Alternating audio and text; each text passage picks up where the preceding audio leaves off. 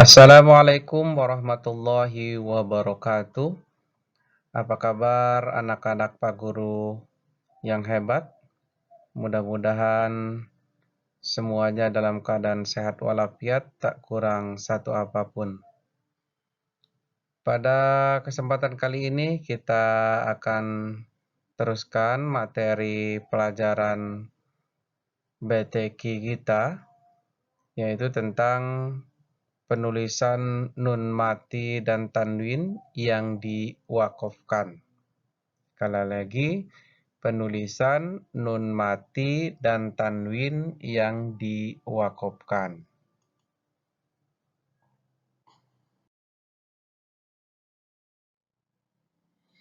Tujuan pembelajaran kita kali ini adalah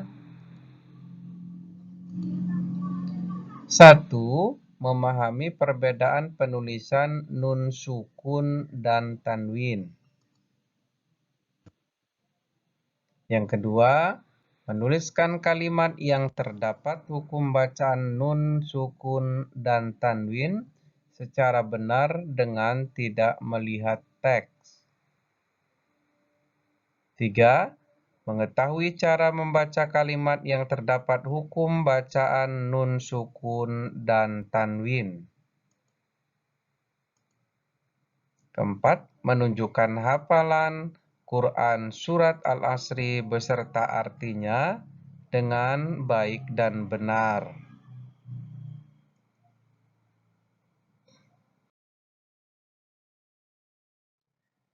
Apa itu nun mati atau nun sakinah? Nun mati disebut juga nun sakinah.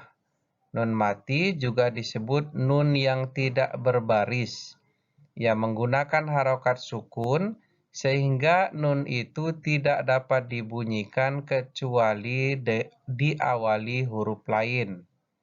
Contohnya, yanmu, inda.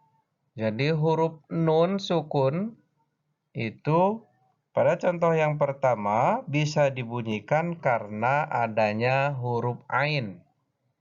Jadi kalau tidak ada huruf ain tidak bisa dibunyikan. Yang kedua, yanmu. Adanya bunyi huruf nun sukun itu karena adanya huruf ya. Jadi nun sukun itu tidak bisa dibunyikan kecuali diawali dengan huruf hijaiyah yang lain. Dan syaratnya harus mempunyai harokat.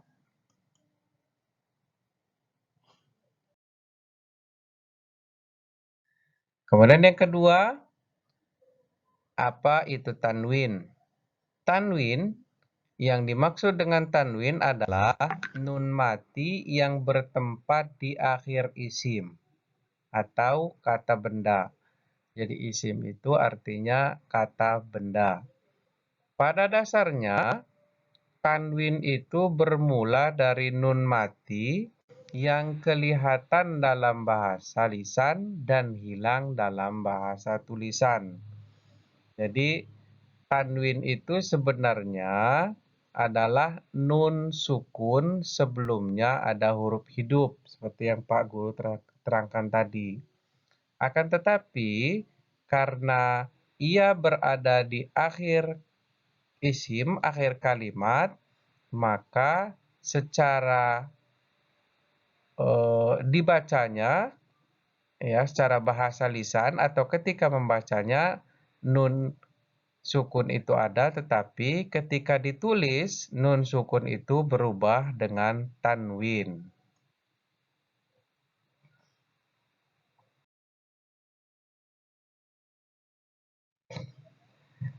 Ada ketentuan dalam penulisan tanwin.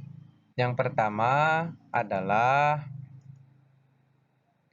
tanwin akan terlihat apabila dibaca wasal atau disambungkan dengan kata lain.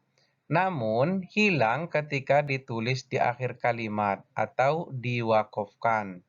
Hal ini hanya berlaku pada dhammatain, yaitu bunyi un, kemudian juga kasrotain yang berbunyi in. Contohnya adalah sebagai berikut. Lapas sami'un alimun. Lihat di ujungnya ada nun sukun. Ketika ditulis jadi sami'un alimun.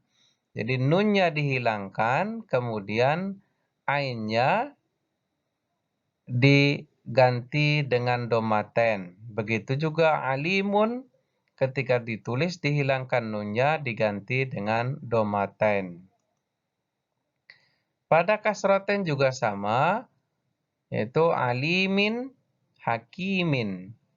Nun sukunnya dibuang jadi alimin, minnya menjadi pathaten. Hakimin juga sama, nunnya dibuang kemudian diganti dengan kasroten. Kemudian tanwin yang kedua, ketentuan yang kedua, tanwin akan terlihat apabila dibaca wasol atau disambungkan dengan kata lain. Namun, di saat penulisannya harus ditambahkan alif tanpa harokat di ujung kalimat yang diwakofkan.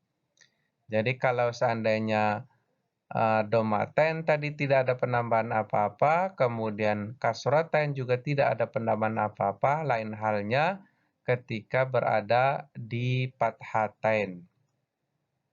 Contohnya, jami'an haliman. Ketika ditulis, nunnya hilang, kemudian diganti dengan huruf alif tanpa tanda baca, kemudian ainnya tetap di pathaten. Jadi jami'an diganti dengan pathaten jami'an. Begitu juga haliman juga diganti dengan pathaten jadi haliman, tapi ditambah alif tanpa harokat di ujungnya.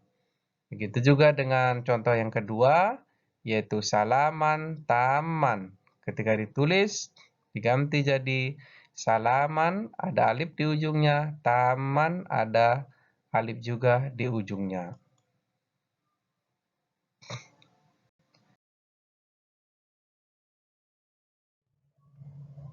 Baiklah, itu tadi pembahasan daripada penulisan antara nun, sukun, dan tanwin. Kita sekarang akan belajar memahami kandungan ayat Al-Quran, yaitu surat Al-Asri. A'udzu billahi minasyaitonir rajim. Wal asri innal insana lafi khusrin illal ladzina amanu wa amilus solihati wa tawassaw bil haqqi wa tawassaw bis sabri.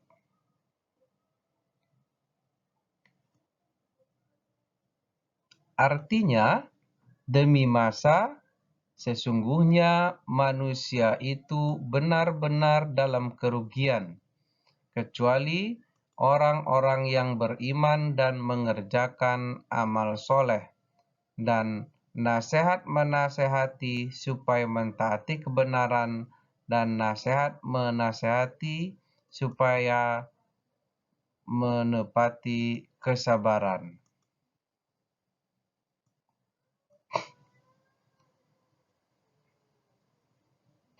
Adapun kandungan ayat ini adalah memiliki sikap menghargai waktu dan bersikap sabar baik di rumah, di sekolah, di masyarakat sebagai implementasi dari pemahaman surat Al-Asri. Jadi kalau kita paham dan menyelami makna daripada surat ini atau surat Al-Asri ini, maka kita akan mempunyai sikap menghargai waktu, kemudian kita mempunyai sifat sabar baik di lingkungan sekolah, di rumah maupun di masyarakat.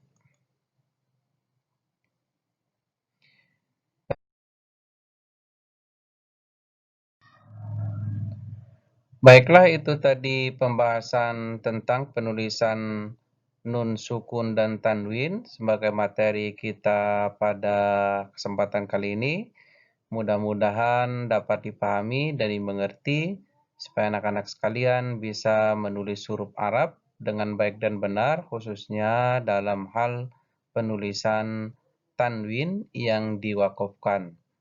Terus semangat untuk belajar, karena penyesalan itu datangnya di akhir.